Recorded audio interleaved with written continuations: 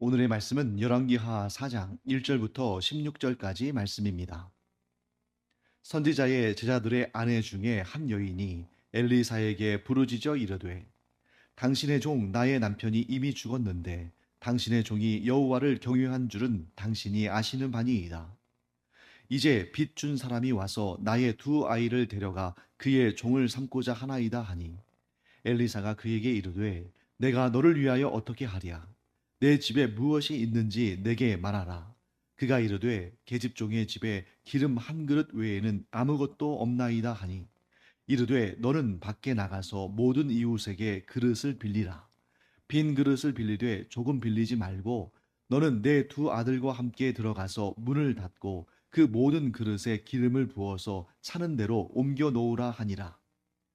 여인이 물러가서 그의 두 아들과 함께 문을 닫은 후에 그들은 그릇을 그에게로 가져오고 그는 부었더니 그릇에 다 찬지라. 여인이 아들에게 이르되 또 그릇을 내게로 가져오라 하니 아들이 이르되 다른 그릇이 없나이다 하니 기름이 곧 그쳤더라.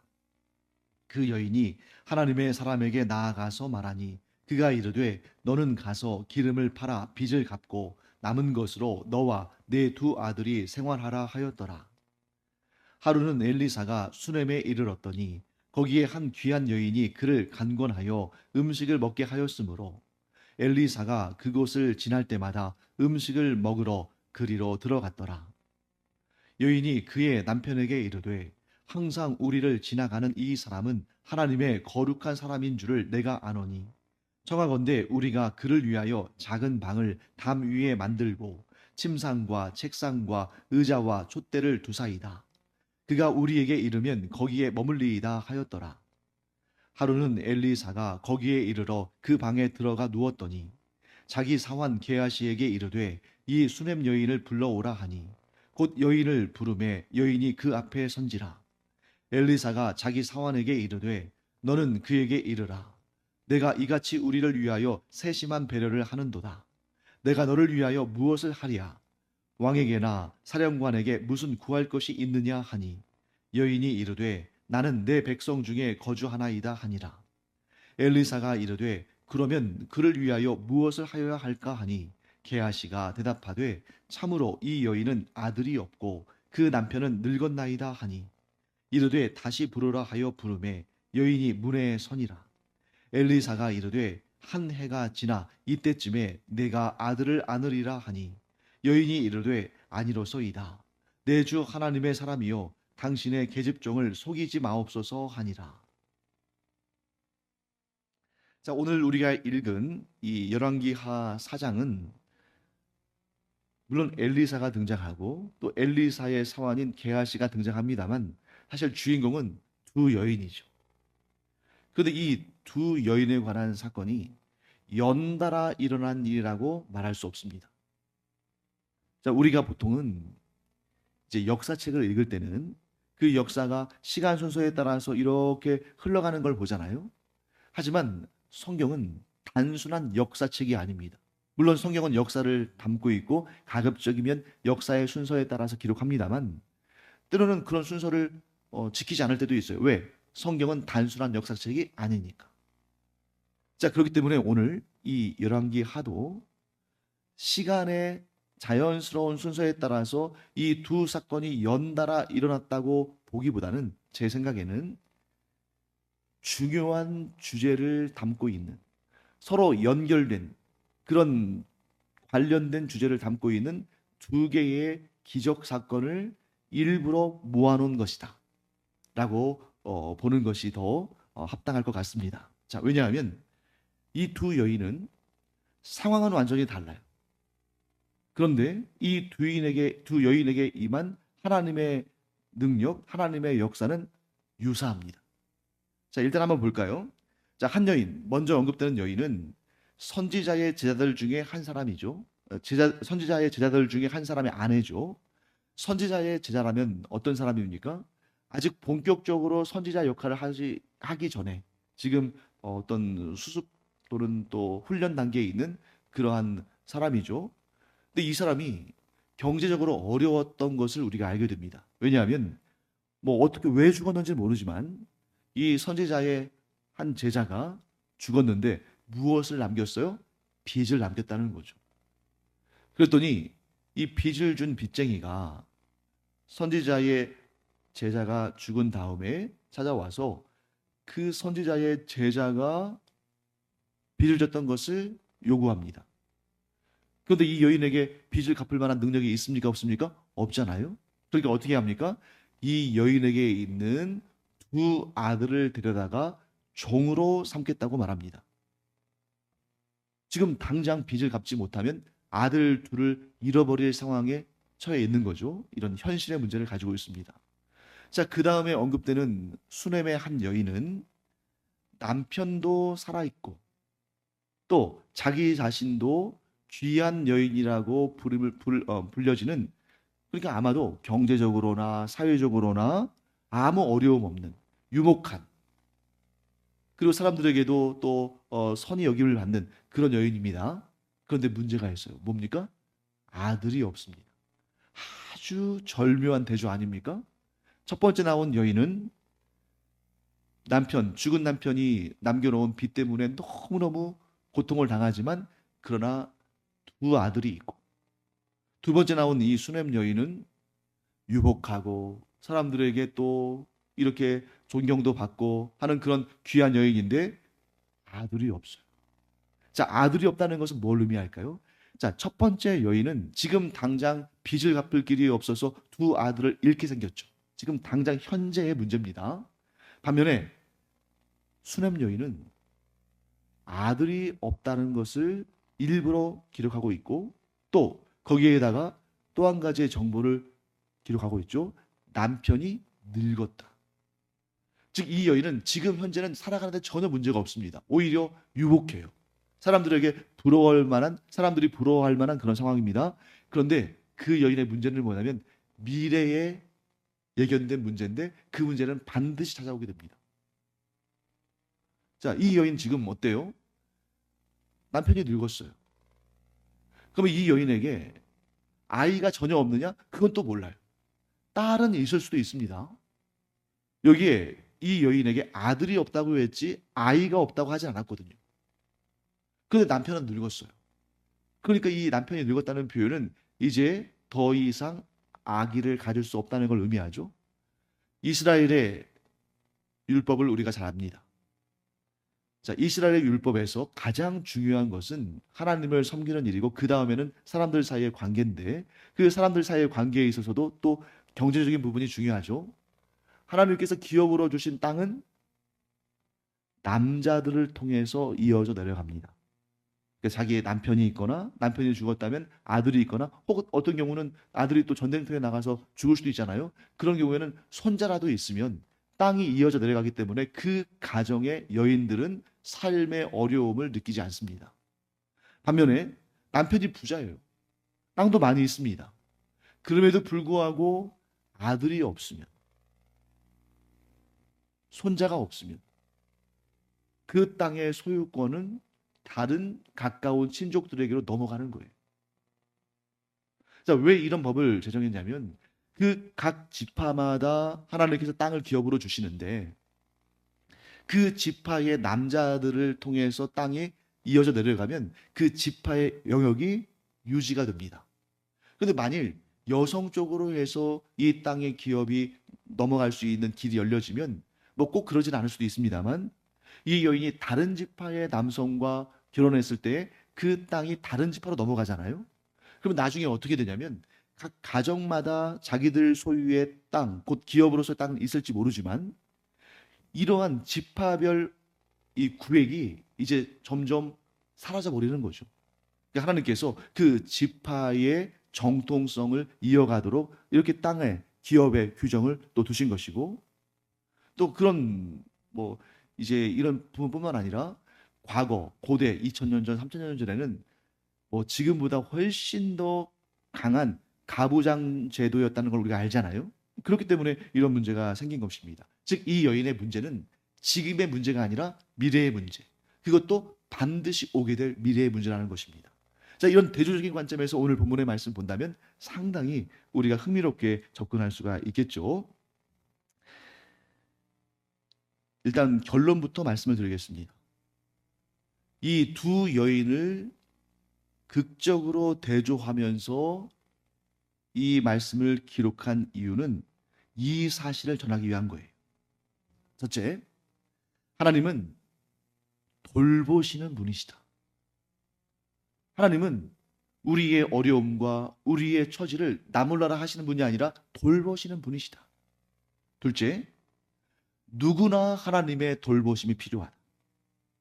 왜냐하면 사람 가운데는 완전하고 완벽한 그러한 사람은 없으니까.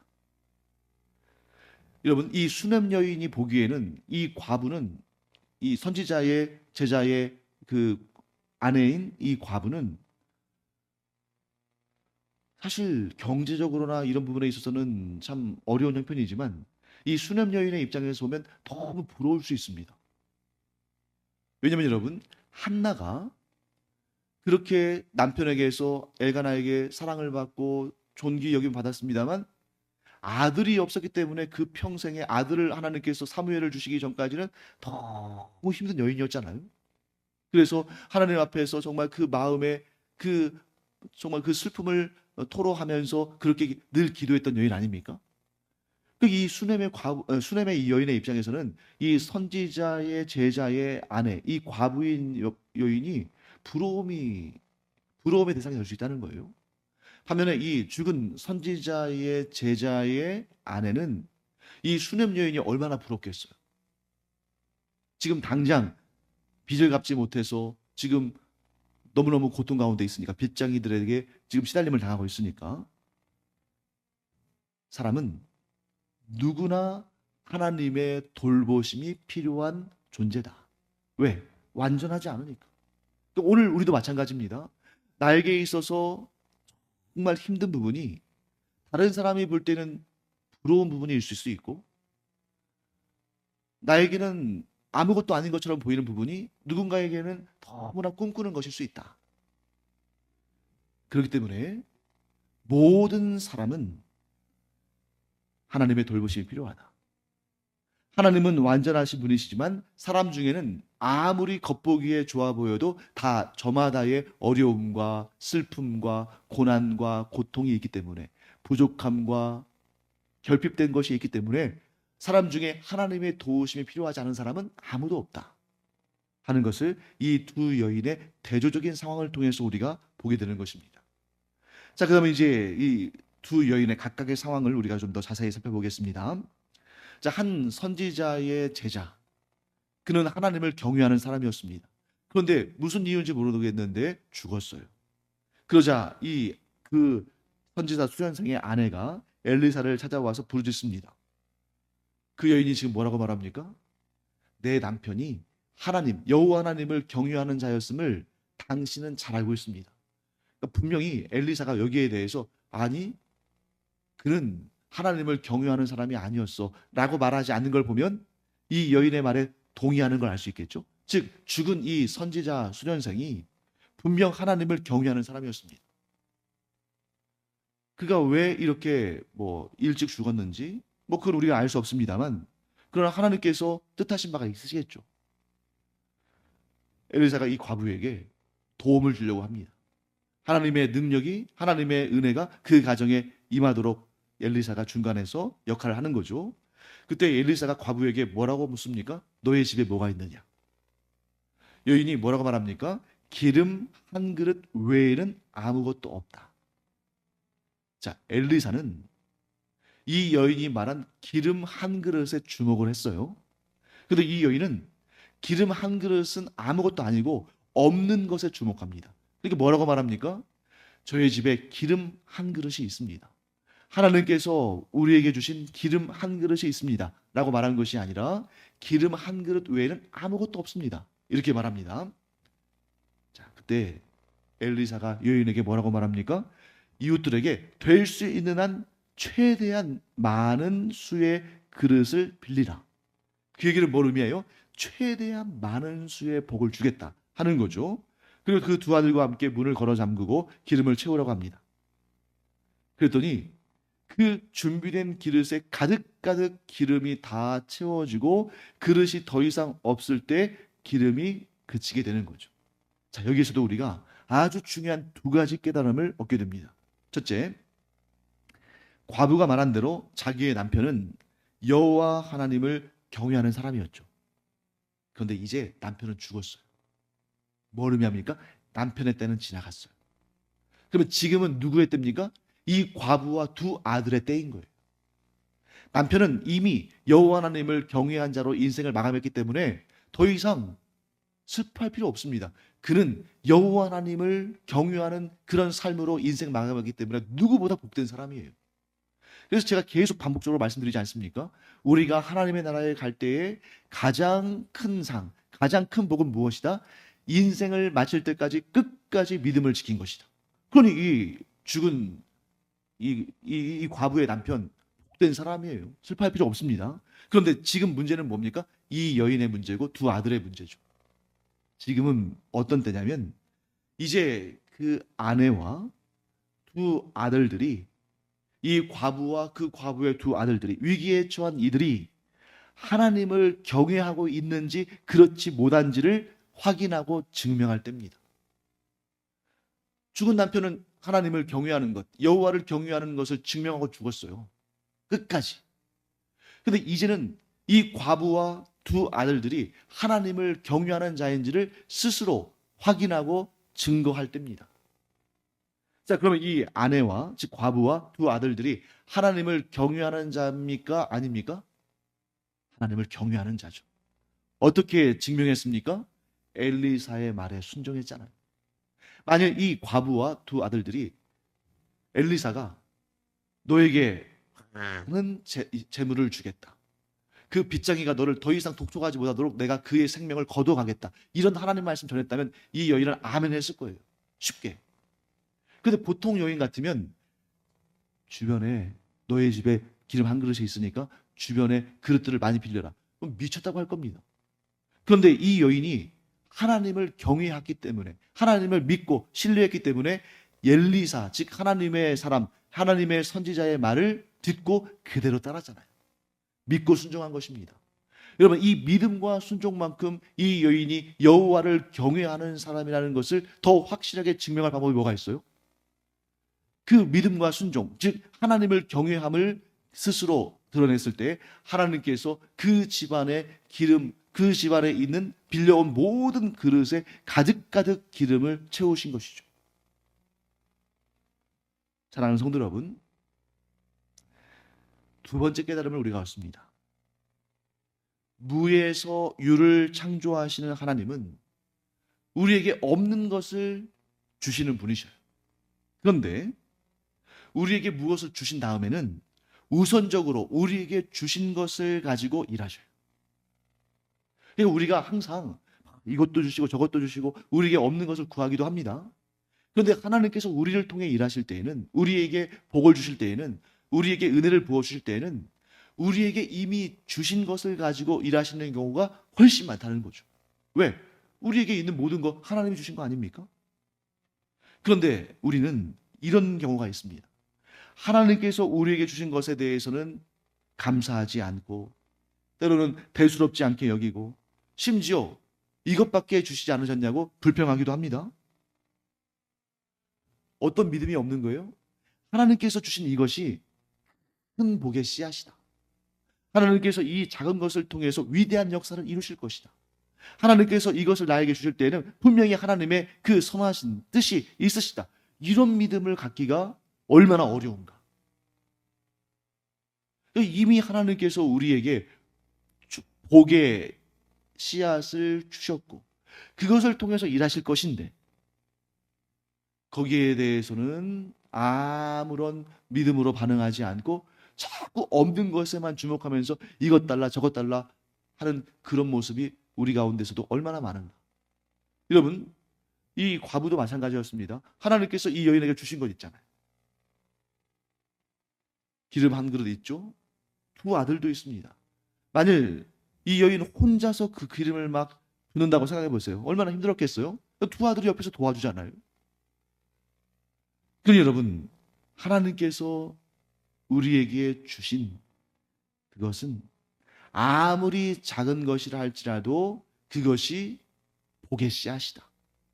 그러므로 그것을 소중하게 여기고 귀하게 여긴다. 근데 오늘날 얼마나 많은 사람들이 이 부분에 있어서 실수를 합니까? 특히 우리에게 주신 자녀들 얼마나 귀한 복의 씨앗들이에요. 그런데 막 함부로 대하고 때로는 막 폭력을 행하고 막말도 행하고 심지어 자기 자식들에게 막 욕하고 저주하는 사람들도 있지 않습니까? 얼마나 잘못된 것인가. 하나님께서 우리에게 주신 것들 가운데 쓸모없는 것은 하나도 없다. 그 모든 것이 다 복의 씨앗이고 그 씨앗이 겨자씨만큼 작다 할지라도 하나님께서는 그것을 큰 나무가 되게 하셔서 온갖 새들이 와서 쉴 수 있게 하시고 들짐승들이 와서 쉬게 하시고 그 나무로부터 귀한 열매를 풍성히 얻게 하신다 하는 걸 꼭 기억해야 됩니다. 그 다음에 8절부터 그 아래로는 이제 수넴 여인의 가정이 소개되죠. 이 여인, 귀한 여인이라고 소개된 것을 보면 이 여인은 지금 경제적으로나 사회적인 그런 어떤 그 소문에 있어서나 참 남부러울 것이 없는 사람이겠죠. 또한 이 여인은 경건한 여인입니까? 경건하지 않은 여인입니까? 경건한 여인이에요. 그러니까 하나님의 선지자를 알아보고 그냥 알아보는 것으로 끝나는 것이 아니라 필요한 모든 것을 아주 세심하게 배려하며 갖춰줍니다. 그래서 여기에서 그 여인이 선지자 엘리사를 위한 별도의 쉼의 공간도 마련해 주잖아요. 그리고 또 공간만 주는 것이 아니라 그 안에 필요한 모든 집기들을 넣어줘서 그냥 편하게 쉬면서 이 선지자가 하나님께서 맡기신 사명을 감당하는데 뭐라도 좀 도움을 주려고 애쓰고 있는 것이 눈에 보이지 않습니까? 이런 사람을 하나님께서 가만 놔두실 리가 없죠. 그러니까 엘리사가 이 수넴 여인을 부릅니다. 그런데 이 수넴 여인에게 필요한 것을 물어요. 근데 이 여인이 뭐라고 대답하는지만 보겠습니다. 자, 13절 말씀 끝부분을 보시면 이렇게 말해요. 엘리사가 실제적인 도움을 주겠다고 말합니다. 그게 뭡니까? 왕에게나 사령관에게 뭐 구할 것이 있느냐. 그러니까 오늘날로 말하면 뭐예요? 청탁할 거 있느냐 하는 거예요. 근데 이 여인이 뭐라고 대답합니까? 나는 내 백성 중에 거주하나이다. 여러분, 나는 내 백성 중에 거주합니다. 이게 무슨 말일까요? 나는 예를 들면 우리로 따진다면 난 대한민국의 국민으로서 살고 있습니다. 이런 얘기 아닙니까? 무슨 얘기냐면 내 백성, 하나님의 언약 백성 아닙니까? 나는 하나님의 은혜 가운데 평안히 살고 있습니다. 뭐 부족한 거 없습니다. 이런 표현이에요. 나는 샬롬을 누리고 살고 있습니다. 이런 표현입니다. 자, 그러니까 엘리사가 그래도 뭔가 좀 도와주고 싶은데 하니까 요 게하시, 여러분 이 게하시는 참 특이한 인물이죠. 누구보다 일은 잘해요. 그런데 나중에 자기 욕심 때문에 아주 멸망을 자초한 사람이죠. 그런데 이 게하시가 이 좀 우리식으로 표현한다면 오지랖이 넓은 사람이에요. 그러니까 알아서 가서 물었어요. 막 뒷조사 한 거예요. 근데 살펴보니까 이 여인이 어때요? 아들이 없는데 남편이 늙었대요. 아까 제가 말씀드린 것처럼 이 여인은 현실 속에서는 아무 문제가 없습니다. 아무 부족한 것이 없습니다. 그런데 이 여인은 앞으로 어려움을 당할 겁니다. 그게 뭐예요? 여러분, 차라리 처음부터 가난했으면 땅이 있으나 없으나 그냥 그렇게 살았겠죠. 그런데 이렇게 유복하게 살고 이렇게 참 존귀 여김을 받고 사는데 분명히 나중에 어떻게 될지 뻔하잖아요. 마치 뭐와 같냐면 죽음에 관한 사람들의 관심과 같습니다. 자, 좁은 관점에서 본다면 이 여인에게는 현실적인 문제죠. 지금은 이렇게 잘 먹고 잘 살고 있지만 편안하게 살고 있지만 언젠가 이렇게 누리던 것들을 다 빼앗길 수 있는 그런 상황이 주어질 거 아닙니까? 그런데 이 문제를 넓은 관점에서 본다면 온 인류의 문제예요. 여러분, 사람들이 왜 다 죽음을 두려워합니까? 죽어본 적이 없음에도 불구하고 죽음을 두려워하잖아요. 왜? 죽음 이후에 어떻게 될지 두려워하니까. 이 땅에서 호흡하는 모든 사람들은 죽어본 적이 없지만 자기가 죽을 것을, 언젠가는 죽는다는 사실을 다 알고 있어요. 그런데 죽음 이후의 삶이 어찌 될지를 모르니까 불안하고 두려워합니다. 아니, 사실은 우리와 같이 하나님을 향한 믿음이 없는 사람들, 기독교 신앙이 없는 사람들은 대부분 알고 있어요. 본능적으로. 뭘 알고 있습니까? 죽음 이후의 삶이 지금의 현실보다 못하다는 걸 알아요. 그러니까 사람이 죽으면 어떻게 합니까? 울고 불고 난리가 나잖아요. 최고의 슬픔이 바로 죽음이 가져오는 슬픔 아닙니까? 하지만 우리는 믿음이 있으니까 죽음 이후의 우리의 삶이 비교할 수 없이 복되고 풍성하고 아름답고 기쁠 것을 아니까 더 이상 이 세상에서 만나지 못할 것에 대한 아쉬움으로 인해서 슬픈 것이지, 사후 세계가 고통스럽기 때문에 슬퍼하는 건 아니잖아요. 이 여인이 지금 이 상태로 인생을 마감하게 되면, 즉 남편이 죽으면 자기가 어떤 처지에 될지 잘 압니다. 그러니 슬플 수밖에 없어요. 모든 사람은 죽어보지 않았지만 죽음 이후에 어찌 될지를 본능적으로 느끼기 때문에 죽음에 대해서 두려워하고 슬퍼합니다. 하나님께서 엘리사를 통해서 이 여인에게 아들을 주실 것을 말씀하셨어요. 우리에게는 하나님께서 죽음 이후의 삶이 절망과 고통과 문제가 아니라 영원한 생명과 영원한 평안과 영원한 상과 복을 주실 것임을 그 아들을 보내주심으로 말미암아 우리에게 확증하셨어요. 사랑하는 성도 여러분, 하나님은 이처럼 항상 절망 가운데 있는 사람들을 돌보시고 그 절망 가운데 있는 사람들을 도우시기 위해서 자기 아들마저도 내어주시는 분이십니다. 이것보다 더 복된 소식이 어디 있습니까? 그런데 어떤 이는 이것을 믿음으로 말미암아 이 땅을 살면서도 죽음을 두려워하지 않는데, 죽음 이후의 삶을 두려워하지 않는데, 어떤 이는 이 사실을 믿지 않음으로 말미암아 영원한 슬픔, 영원한 고통, 영원한 두려움을 안고 살아갑니다. 우리가 우리를 돌보시는 하나님을 믿음으로 말미암아 우리의 삶이 이 땅에서도 그리고 사후에도 진정한 행복과 기쁨과 안정을 누리는 그런 복된 자들임을 감사하기를 간절히 축원합니다. 기도하겠습니다. 하나님, 모든 사람은 죽음을 두려워합니다. 그것이 본능입니다. 그런데 저희로 하여금 그 영원한 두려움을 극복하고 영원한 기쁨과 감사함으로 살아가게 하시니 감사드립니다. 저희에게 독생자 예수 그리스도를 내어주신 하나님으로 인해서 저희가 이렇게 완전히 180도 다른 삶을 살게 되었으니 모든 영광과 감사와 찬양을 하나님께 올려드리며 이 믿음 결코 놓치지 않도록 주님 붙들어 주시옵소서. 감사드리며 예수님의 이름으로 축복하며 기도합니다. 아멘.